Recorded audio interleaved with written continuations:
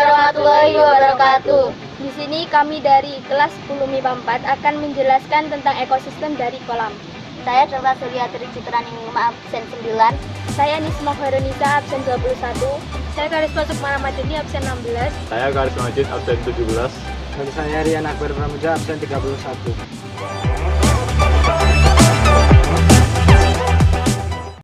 Bisa dilihat di samping saya yaitu ekosistem kolam. Ekosistem kolam ini dibagi menjadi dua, yaitu ekosistem biotik dan ekosistem abiotik. Ekosistem abiotik adalah komponen yang tak hidup yang menyusun suatu ekosistem. Komponen abiotik yang ada di ekosistem kolam antara lain batu, air, sinar matahari, udara, suhu udara, kelembapan, dan tanah. Sedangkan komponen biotik yaitu komponen yang terdiri dari komponen hidup suatu ekosistem yang meliputi tanaman seperti rumput, jamur, dan lumut serta hewan seperti serangga, ikan, reptil, dan burung.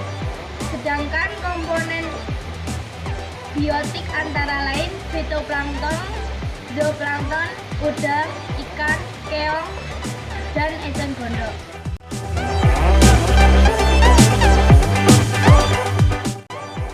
Interaksi dalam ekosistem.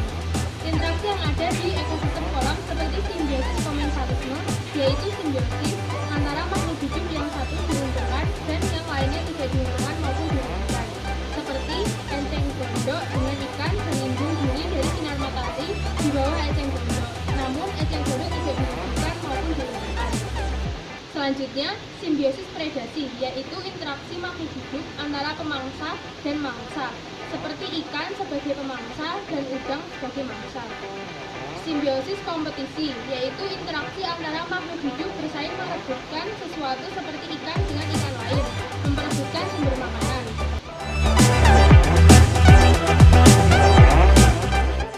Aliran energi dalam ekosistem mengalami tahapan proses sebagai berikut.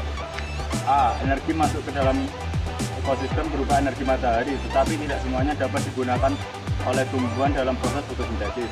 Hanya sekitar setengah dari rata-rata sinar matahari yang sampai pada tumbuhan diabsorpsi oleh mekanisme fotosintesis dan hanya sebagian kecil sekitar 1-5% yang diubah menjadi makanan. Sisanya keluar dari sistem berupa panas dan energi yang diubah menjadi makanan oleh tumbuhan dipakai lagi untuk proses respirasi yang juga sebagai keluaran dari sistem.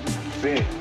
Energi yang disimpan berupa materi tumbuhan mungkin dilakukan melalui rantai makanan dan jaring-jaring makanan, melalui herbivora dan detrivora. Seperti telah diungkapkan sebelumnya, terjadi kehilangan sejumlah energi di antara tingkat tropik, maka aliran energi berkurang atau menurun ke arah tahapan berikutnya dari rantai makanan.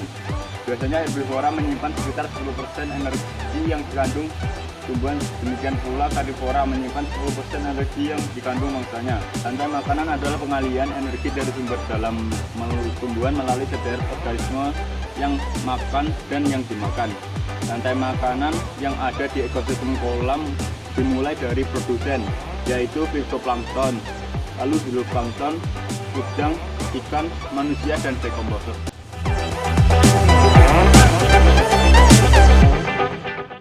Selanjutnya yaitu daur biokimia yang ada di ekosistem kolam. Biogeokimia adalah pertukaran atau perubahan yang terus-menerus antara komponen biosfer yang hidup dengan tak hidup. Dalam suatu ekosistem, materi pada setiap tingkat trofik tidak hilang. Materi berupa unsur-unsur penyusun bahan organik tersebut didaur ulang. Unsur-unsur tersebut masuk ke dalam komponen biotik melalui udara, tanah, dan air. Daur ulang materi tersebut melibatkan makhluk hidup dan bebatuan atau geofisik sehingga disebut dengan daur biogeokimia. Unsur-unsur fosfor merupakan unsur yang terpenting bagi kehidupan, tetapi persediaannya sangat terbatas. Dengan kemampuannya untuk membentuk ikatan kimia berenergi tinggi, fosfor sangat penting dalam transformasi energi pada semua organisme. Sumber fosfor terbesar dari batuan dan endapan-endapan yang berasal dari sisa makhluk hidup. Sumber ini lambat laun akan mengalami pelampukan atau erosi. Bersamaan dengan itu, fosfor akan dilepaskan ke dalam ekosistem. Tetapi sebagai bahwa fosfor akan hilang ke perairan dan diendapkan. Fosfor dalam tubuh merupakan unsur penyusun tulang, gigi, DNA atau RNA, dan protein. Daur fosfor dimulai dari adanya fosfor anorganik yang berada di tanah yang diserap oleh tumbuhan. Hewan yang memakan tumbuhan akan memperoleh fosfor dari tumbuhan yang dimakannya. Tumbuhan atau hewan yang mati ataupun sisa ekresi hewan atau urin dan feses yang berada di tanah oleh bakteri pengurai akan menguraikan fosfat organik menjadi fosfat anorganik yang akan dilepaskan ke ekosistem. Daur karbon dan Satu, proses timbal balik fotosintesis dan respirasi seluler bertanggung jawab atas perubahan dan pergerakan utama karbon. Naik turunnya CO2 dan O2 atmosfer secara musiman disebabkan oleh penurunan aktivitas fotosintetik. Dalam skala global, kembalinya CO2 dan O2 ke atmosfer melalui respirasi hampir menyeimbangkan pengeluarannya melalui fotosintesis. Daur hidrologi atau air. Sinar matahari akan menguapkan air yang ada di laut, sungai, danau, terutama kolam. Demikian juga air dari tanah dan tumbuhan yang berada di darat. Air tersebut akan menjadi uap air dan naik ke angkasa menjadi awan. Hal tersebut dinamakan penguapan. Di angkasa, awan yang mengandung uap air mengalami pembekuan hingga membentuk butiran-butiran air. Hal itu terjadi karena semakin tinggi tempat di permukaan bumi, maka semakin rendah suhu udaranya. Mengingat butiran air lebih berat daripada udara, butiran air tersebut akan jatuh ke permukaan bumi sebagai hujan.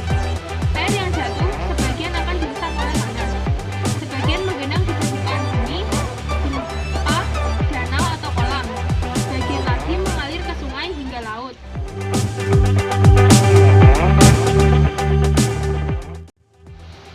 Substansi ekosistem. Tidak satupun yang bersifat tetap di dunia ini. Semuanya berubah seiring dengan berjalannya waktu. Bagian-bagian kecil suatu komunitas di dalam juga berubah. Begitu pula komunitas secara keseluruhan. Perubahan yang terjadi dalam komunitas dipengaruhi oleh kejadian-kejadian yang terdapat dalam komunitas tadi. Jadi komunitas apa yang akan terbentuk di kemudian hari dipengaruhi oleh apa yang terjadi sekarang dengan komunitas ini. Suksesi yang terjadi di ekosistem kolam seperti sinar matahari dengan suhu yang sangat tinggi menyebabkan dampak perubahan yang sangat besar di ekosistem kolam. Suhu yang sangat tinggi membuat ikan mati, lalu alga berguna dalam ekosistem kolam. Namun jika alga terlalu banyak akan mengakibatkan perubahan, yaitu perubahan warna kolam yang berubah menjadi keruh.